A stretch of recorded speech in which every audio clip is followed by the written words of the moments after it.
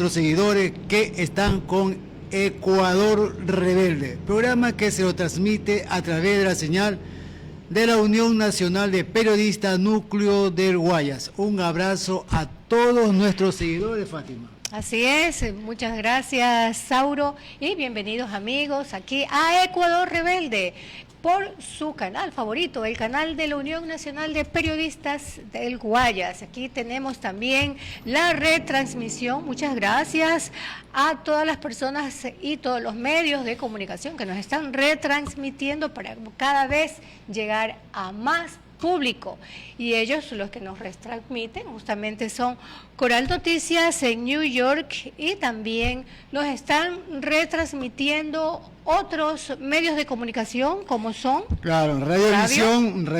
Un saludo para Luis Sánchez Moreno allá en Milán, Italia, y también Alfredo Llerena con Gloria Visión. Un abrazo para ustedes bien fuertes, amigos, y a todos que nos escuchan, nos ven a nivel mundial, porque tú sabes, el internet es grande. Así y es. tenemos seguidores en Europa, Estados Unidos y América. Y también en Caracas tenemos a Pedro Nelson en Radio Ecos de Caracas. Bueno, hoy tenemos la grata presencia, ¿qué te parece, Fátima?, del doctor Marcelo Larrea. Él es periodista, investigador, activista social, es presidente de la Federación Nacional de Periodistas del Ecuador. Con él vamos a conversar el tema de la democracia. Realmente que la democracia, tú sabes, vive en un limbo, ¿no? Mira que alcaldes procesados, organizaciones políticas suspendidas por investigaciones de la Fiscalía General del Estado, no se cumplen con las primarias en los partidos y movimientos políticos, y ya estamos cerca a las elecciones seccionales que serán para el mes de noviembre. Existe bastante duda en cuanto a la transparencia democrática que debe haber para garantizar un proceso limpio y democrático. Marcelo, buenos días. Gracias por tu presencia. ¿Cuál es tu opinión sobre este dilema democrático que vive el Ecuador? La situación es profundamente crítica y se expresa ahora en un proceso electoral que vulnera principios fundamentales del derecho electoral universal y de la evolución del derecho electoral en Ecuador. No olvidemos que el derecho electoral fundamentalmente tiene un propósito, que es garantizar el ejercicio de la soberanía por la fuente de la soberanía, que es la voluntad popular. El ejercicio de la soberanía no radica en garantizar el ejercicio de la soberanía por quien temporalmente ejerce el poder ejecutivo. De ninguna manera. Tiene que garantizar la voluntad soberana del pueblo, que tiene que expresarse en las urnas. De otra manera, estamos en un proceso electoral de carácter favorito. Aquí hay varios elementos que convocan la atención del país y del mundo respecto a la legalidad y legitimidad del proceso electoral en curso, que debe elegir a prefectos, alcaldes, juntas parroquiales y a los miembros del Consejo de Participación Ciudadana en noviembre próximo. El primero es el hecho de que se adelantó la fecha de las elecciones, este elemento que no está previsto en la legislación electoral y por lo tanto acarrea la nulidad del proceso electoral en su conjunto. Ese es un elemento sumamente grave que lamentablemente las organizaciones políticas acreditadas en el país no lo han impugnado como debían haberlo hecho, por el carácter inconstitucional del proceso electoral de noviembre, que acarrea, como dije, la nulidad del proceso en su conjunto y que implica un manejo dictatorial y abusivo que violenta los principios fundamentales y las garantías básicas de la expresión de la voluntad popular.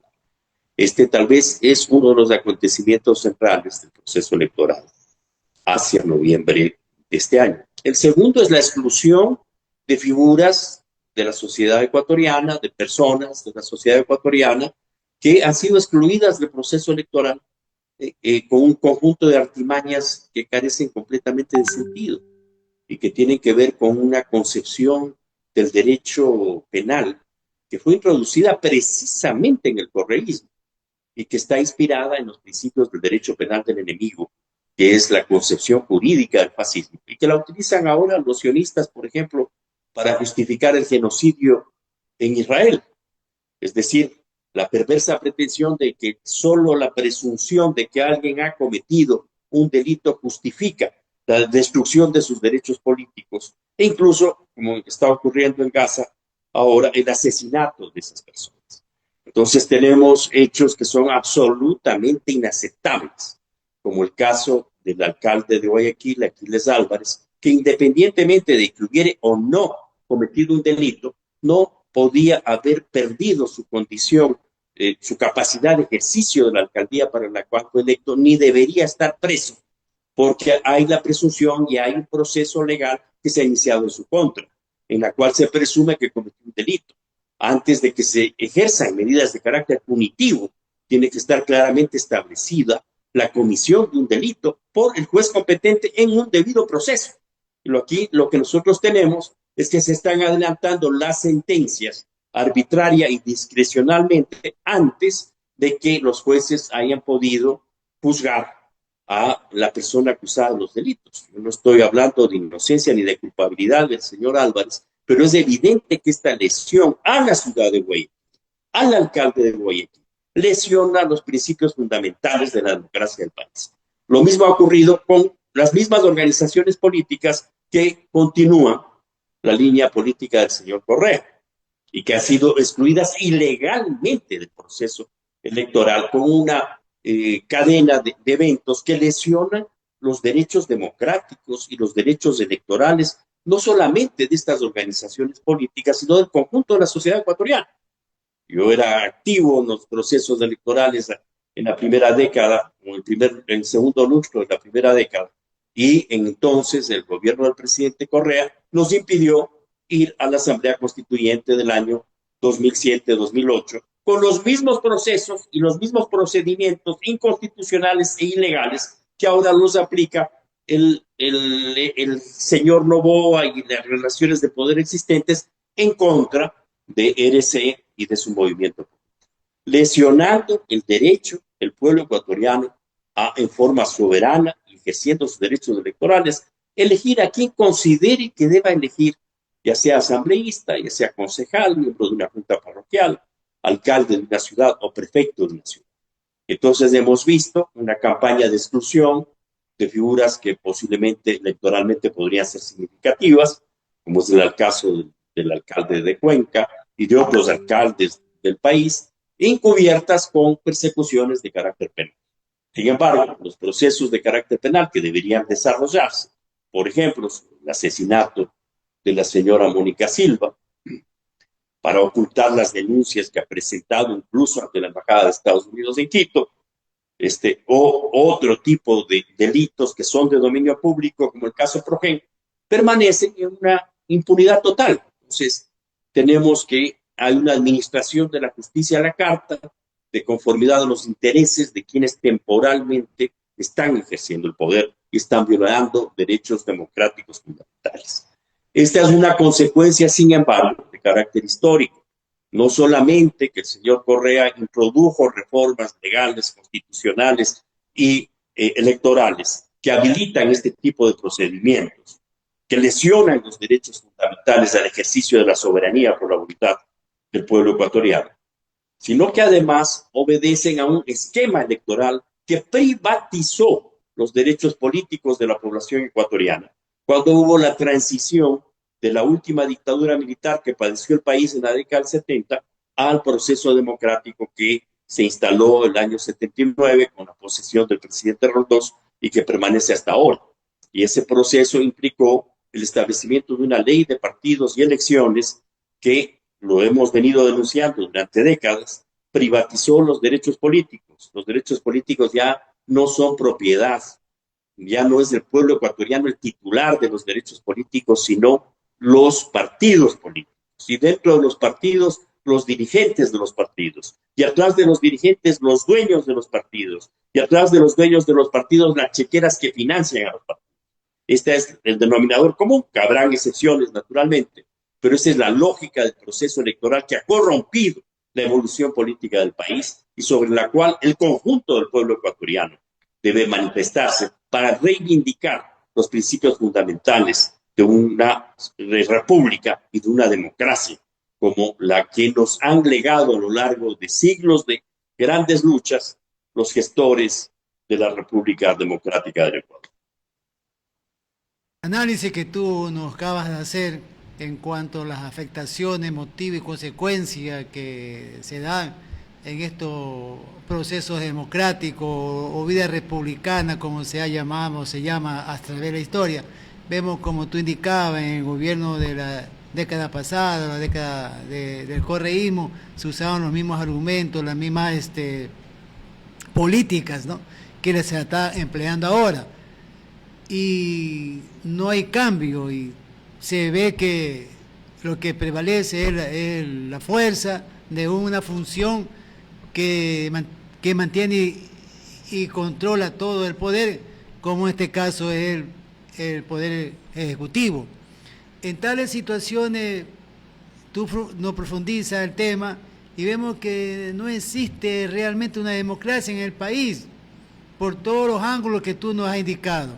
¿Qué hay que hacer para que el pueblo recobre la democracia? Cambiar la Constitución, reformar la Constitución, reformar las leyes. ¿Cuál es el horizonte que puede tener el pueblo para lograr algo de democracia? El ecuatoriano tiene la tarea de reivindicar su titularidad de los derechos políticos.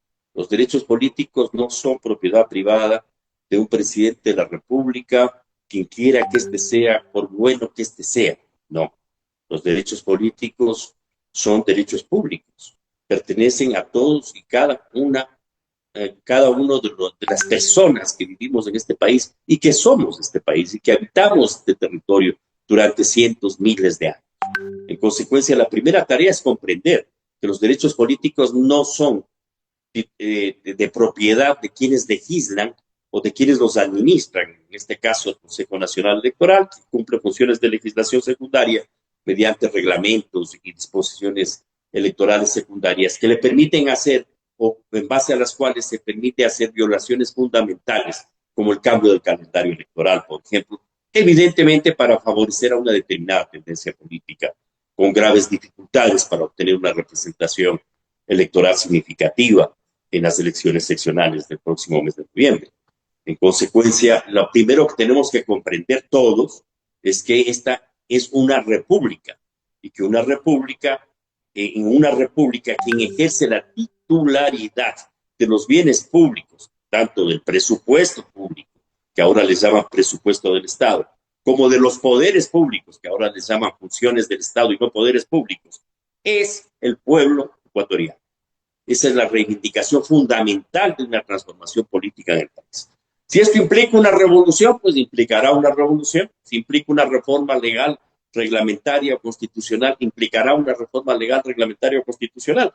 Recordará, Sauro, que en el periodo precedente tuvimos una gran batalla precisamente para demoler a la partidocracia, porque acusamos que los graves problemas de la gestión política del país radicaban en el hecho de que había una partidocracia, que esta no era una democracia, sino un gobierno de los partidos, y no un gobierno que represente la voluntad soberana del pueblo.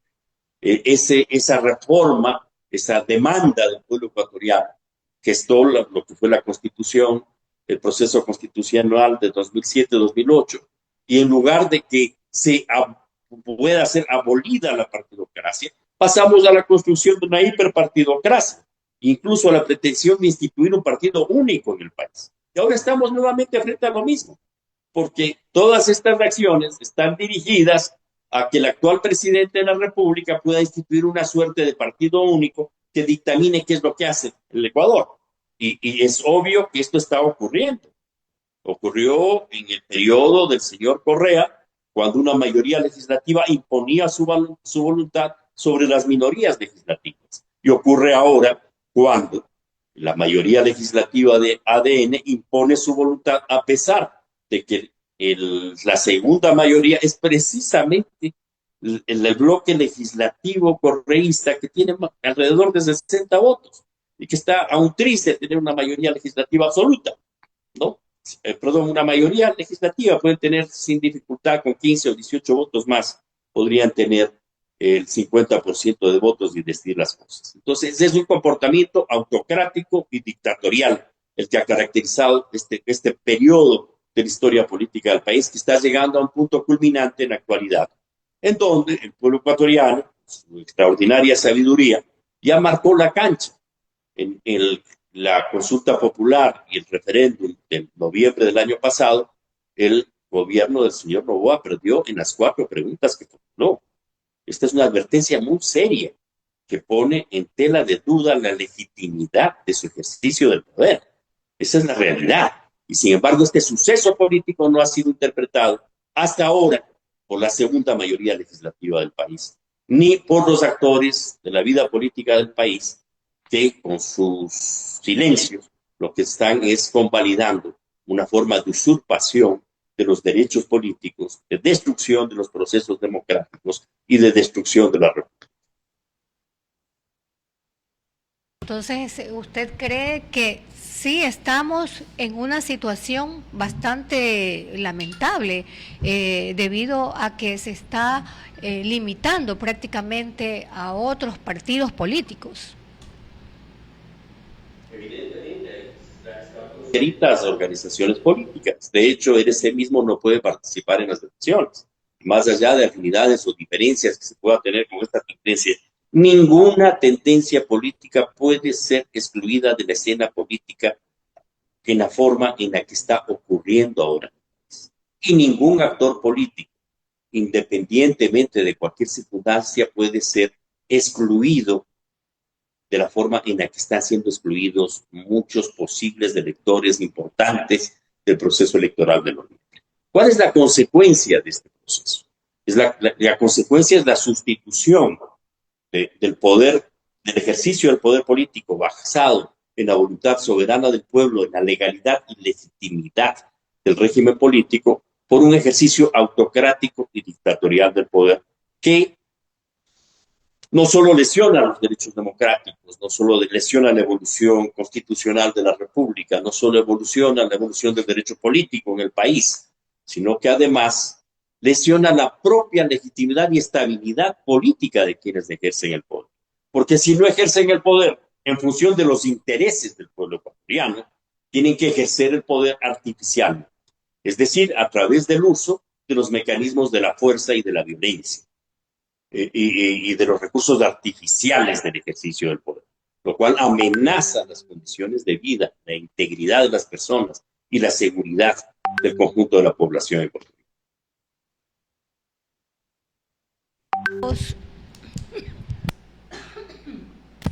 ¿Qué otros presidentes tienen este mismo estilo en otros países? Bolivia, Uruguay, Chile, ¿qué otros países? Hay una tendencia en América Latina, ¿no?, a sustituir y liquidar los elementos sustantivos de construcción democrática y republicana de nuestros países. Esto se manifiesta en varios países, evidentemente. El caso tal vez más dramático es el que evidentemente enfrenta a Venezuela, ¿no? En donde se está estableciendo una suerte de protectorado de Estados Unidos sobre la República de Venezuela, después de las operaciones del 3 de enero de este año, donde se secuestró a Estados Unidos. Ese es uno de los casos más dramáticos, tal vez, que está sufriendo el continente. Pero hay otros en los cuales hay la pretensión de sustituir los mecanismos republicanos y democráticos del ejercicio del poder por mecanismos dictatoriales de ejercicio del poder. Estos temas se han expresado claramente en la forma como el gobierno de Paz, de Rodrigo Paz en Bolivia, ha reprimido la voluntad y la movilización popular en Bolivia, en la forma como el señor Milei se orienta en el ejercicio del poder en Argentina, y claro, hay una tendencia inoculada a violentar los derechos democráticos de los pueblos latinoamericanos. El caso del Ecuador no es una excepción en este contexto, pero esto nos convoca a todos los pueblos de América Latina a tener una posición común en defensa de nuestra soberanía como repúblicas, como naciones, de nuestra soberanía nacional, nuestros derechos de autodeterminación nacional, nuestros derechos de consolidación republicana y democrática. No podemos permitir que América Latina se transforme en un protectorado de los intereses de quienes manejan los instrumentos de terror como un instrumento de imposición de su voluntad y como un instrumento de gestión de la política de nuestras naciones. Que es preocupante para América Latina, ¿no?, lo que ocurre en la región, cuanto vemos que se ha denunciado fraude electoral en Colombia, en el Perú, también se denunció ese tipo de cosas en Honduras. Entonces vemos que la situación es preocupante para la América Latina porque no se tiene ya una estabilidad política y democrática que asegure el bien vivir de los pueblos democráticamente. Evidentemente, estas son las circunstancias que estamos atravesando. Y esta es una convocatoria a nuestras naciones, a nuestros pueblos, a pensar en sus raíces históricas. Hace 200 años se impulsó una gran revolución que transformó el mundo en nuestro continente, que fue la independencia de la corona española y que tuvo la pretensión, esa fue la perspectiva que enarboló el libertador Simón Bolívar, de construir una suerte de federación de repúblicas en nuestras naciones. Por eso se fundó Colombia, no como la Colombia actual, que se restringe simplemente a lo que eran los límites de Cundinamarca, sino una Colombia que incluía lo que actualmente es Venezuela, Panamá, Colombia y Ecuador, y una buena parte de Ecuador que fue mutilada con los conflictos limítrofes con el Perú y que fue mutilada además con la manipulación del derecho territorial de la República del Ecuador. Estamos hablando de una república de grandes dimensiones. Incluso el informe de Quincy Adams, quien era entonces alto funcionario del Departamento de Estado de Estados Unidos y luego fue presidente de Estados Unidos y secretario de Estados Unidos antes, él fue enviado a hacer un estudio sobre lo que ocurría en nuestros países, en la Colombia, presidida por Bolívar, y el informe que él presentó al Departamento de Estado y a Estados Unidos a fines de la década de 1810, si no me equivoco, en 1819, señaló claramente que si Colombia, esta Colombia que integraba a Venezuela, Panamá, Colombia y Ecuador, lo que son ahora nuestros países, se mantenía unida y gobernada por la voluntad soberana de su pueblo, el destino de esta república sería ser una de las grandes naciones y potencias del mundo. Ese futuro fue mutilado en el asesinato de Sucre y posterior asesinato de Bolívar. Y hay evidencias de que Bolívar no murió de tuberculosis en Santa Marta, sino que fue asesinado. Y esa historia tenemos que reivindicarla. Tenemos que reivindicarla en un proceso de unidad de nuestras naciones para defender nuestros derechos a construir nuestro propio destino y a nuestros derechos legítimos a la autodeterminación de nuestras naciones. Esos son los desafíos que la historia nos plantea como telón de fondo de las tareas inmediatas que el pueblo ecuatoriano tiene que asumir en el escenario electoral de noviembre próximo, donde esperamos que de la misma manera, como con gran inteligencia y acierto lo hizo en la consulta popular de noviembre del año pasado, el pueblo ecuatoriano triunfe en esas elecciones y derrote a quienes pretenden instituir un régimen autoritario, antidemocrático, antirrepublicano en el Ecuador. Agradecemos tu importante presencia en esta entrevista. Para concluir, ¿cuál sería tu consejo, tu opinión, tu orientación en el marco de tus capacidades políticas, como periodista, como activista social? Un hombre que siempre estaba preocupado para que el país mejore y cambie en todo sentido. ¿Cómo sacar al Ecuador de este laberinto que vive en el plano democrático, en el plano de inseguridad que azota al país, el desempleo, falta de educación, falta de educación, de atención médica? Entonces el Ecuador, ¿qué camino le espera? ¿Qué hay que hacer para que esto lograr o se pueda cambiar en algo? Tenemos que comprender que somos un territorio que hoy es la República del Ecuador, bastante mutilada, pero sigue existiendo. la milenaria nación de Quito que se extendía desde Galápagos a los Andes y desde los Andes por el antiguo río de Quito y conocido como río Amazonas hasta el Atlántico. Debemos comprender que independientemente de que nuestro país haya sido disminuido territorialmente tan groseramente, es un país extraordinariamente rico, extraordinariamente poderoso en múltiples sentidos. Y que el Ecuador no es de los ecuatorianos, el Ecuador es de las ecuatorianas, es de toda la población ecuatoriana, no es de quienes son los acreedores de la deuda externa, ni de quienes temporalmente tutelan.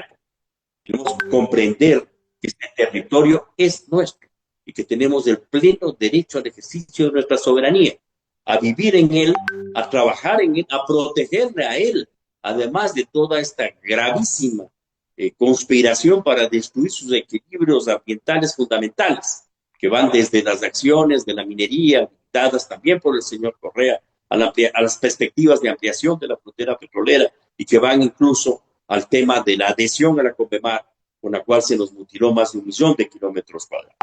Tenemos que comprender que el Ecuador es de los ecuatorianos, que el Ecuador pertenece a la población ecuatoriana y que tenemos el pleno derecho del ejercicio de la soberanía, que el pueblo ecuatoriano es el titular del poder político y que en consecuencia no hay ninguna autoridad que pueda ejercer el poder al margen de la voluntad del pueblo ecuatoriano.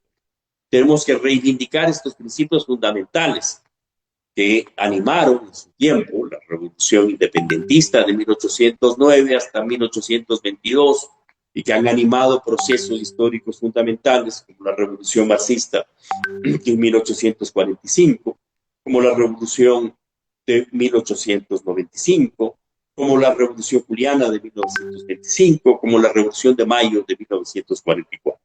Esas tradiciones fundamentales tenemos que estudiarlas, volver los ojos sobre nuestras raíces, sobre la evolución histórica, sobre el heroísmo y la inteligencia, la sagacidad y profundidad de quienes inspiraron y dirigieron esos procesos políticos. Y tenemos que sobre esa base construir una amplia unidad de la mayoría, sino de la totalidad de la población ecuatoriana, para reivindicar nuestro derecho a vivir con dignidad y a construir una sociedad solidaria y humana, que es lo que nos están impidiendo hacer ahora, con estos mamotretos arbitrarios, autoritarios y dictatoriales, y con la hipoteca de la riqueza de la nación a determinados intereses de grupos financieros transnacionales. En esta entrevista será hasta una próxima oportunidad que nos atienda y esté, como siempre, con nosotros dentro del análisis político-social que vive el país. Gracias al doctor Marcelo Larrea, activista social, periodista y expresidente de la Federación Nacional de Periodistas del Ecuador. Muchas gracias, Marcelo. Así es, y nos despedimos de nuestro colega y también de Ecuador Rebelde, aquí en la Unión Nacional de Periodistas del Guayas. Buen día.